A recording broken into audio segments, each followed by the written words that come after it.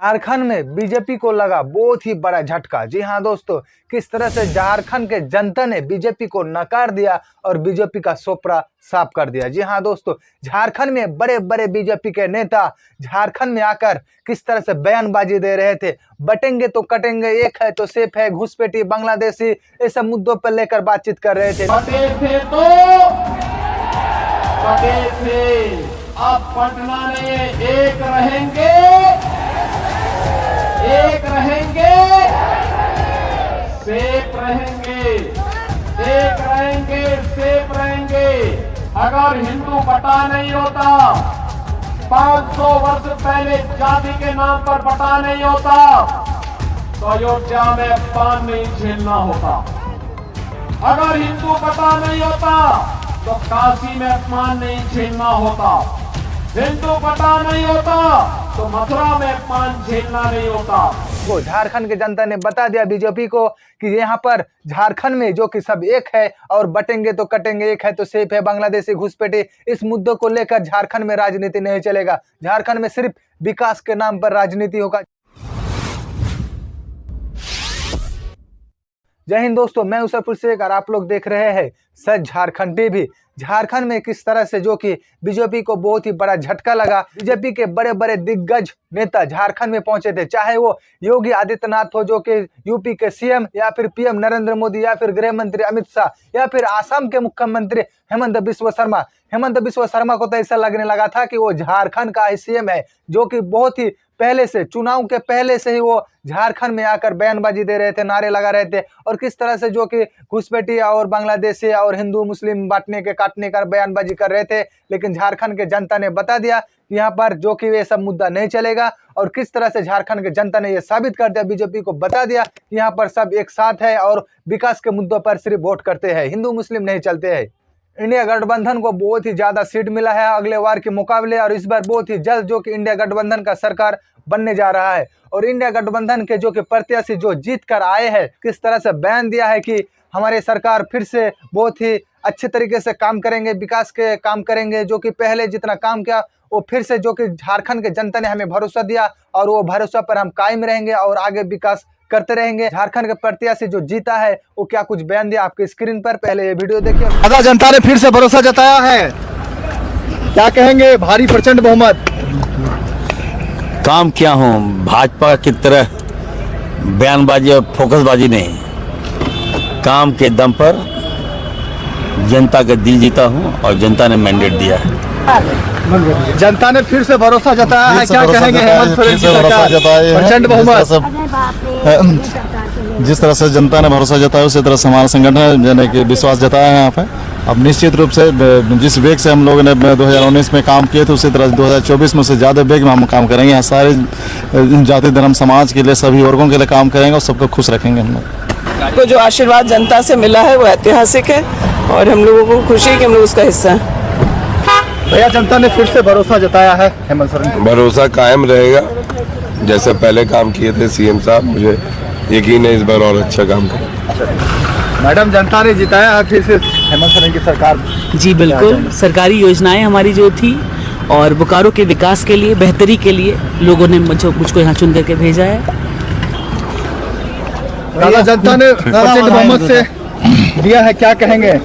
नकार दिया भाजपा को। जनता ने फिर से विश्वास किया है और सबसे बड़ी बात कि भाजपा को नकारा है जो झूठ और जुमलेबाजी कर रही थी और विधानसभा में जनता के मुद्दों को आने से रोकती थी। वैसे सारे नेताओं को बाहर का रास्ता दिखाने का काम किया है। जनता ने प्रचंड बहुमत फिर से कांग्रेस जेएमएम को दिया है, कैसे देखते हैं इस जनमत को? जनता का शुक्रिया, बड़ी जिम्मेदारी दी और जिम्मेदारी के साथ में उनका कर्ज चुकाना है अगले 5 साल। उसके लिए हमने रोड मैप दिया है, उसी को पसंद किया लोगों ने।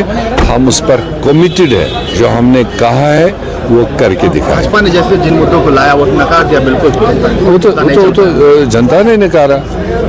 अगर हमारे बस में होता हाथ पकड़ के वोट डाल लेते, बस जनता के सामने उनके मैदान में सारी बातें गई और उनको जो पसंद लगा उस पर सपोर्ट किया, जो पसंद नहीं लगा उससे भाजपा को सबक सीखना चाहिए कि हर बार हर चुनाव में पंचायत का चुनाव हो तो वही लैंग्वेज, म्यूनिसिपैलिटी का हो, असेंबली का हो, प्रधानमंत्री ही सामने आएगा, गली गली घूमेगा, ऐसा थोड़ी होता है।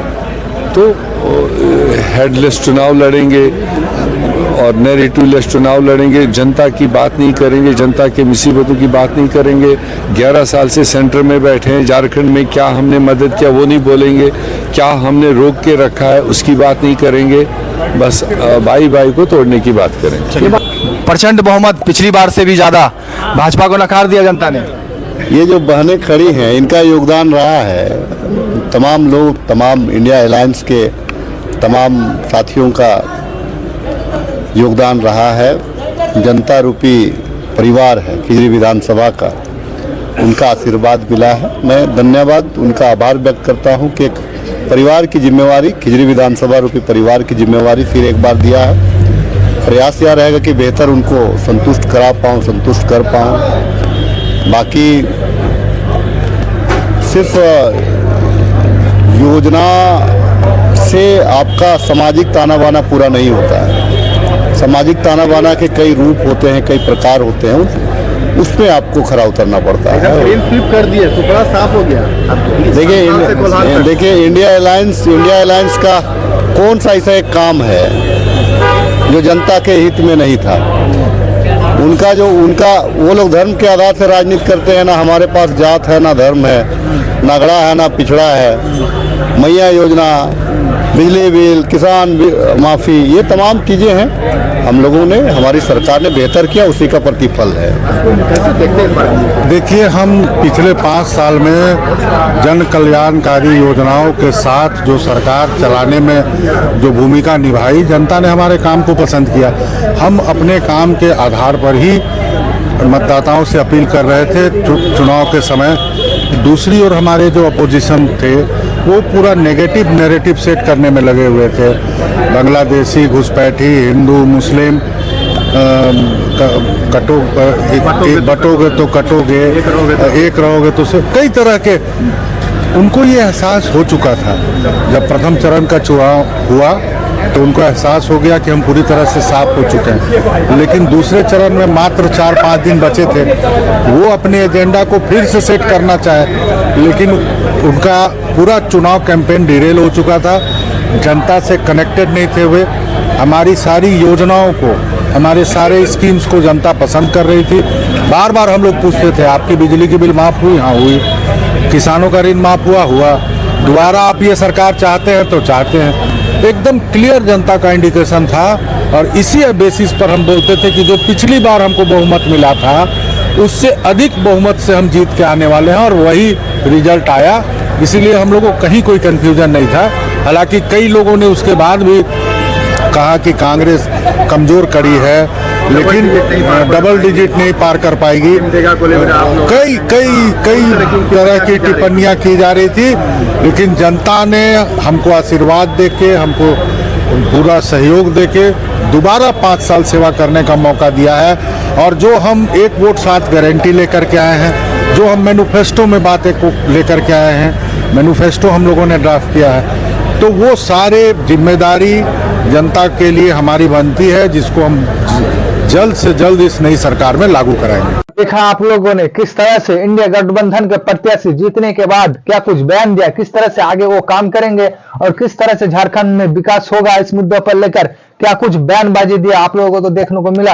आप लोगों का क्या राय है, अपना राय नीचे कमेंट बॉक्स में जरूर बताइए। वीडियो को लाइक कीजिए और ज्यादा से ज्यादा शेयर करें। चैनल में नए हैं तो चैनल को सब्सक्राइब कर लीजिए ताकि इसी तरह की अपडेट खबर सबसे पहले आप तक पहुंच सके। तो फिर मिलते हैं आप लोगों के साथ अपडेट खबर लेकर।